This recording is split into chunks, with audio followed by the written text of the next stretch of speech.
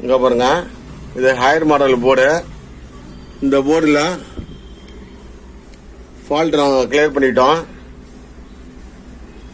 இந்த மாதிரி எல்லா மாடல் போர்டும் நாங்கள் ரெடி பண்ணுறோம். வித் கேரண்டியாகவும் இருக்கும். 40 years எக்ஸ்பீரியன்ஸு. நம்ம கடை திருவத்தூர் மார்க்கெட் ஆப்போசிட்டில் இருக்கு. இந்த மாதிரி எல்லா மாடல் போர்டும் நாங்கள் ரெடி பண்ணுறோம்.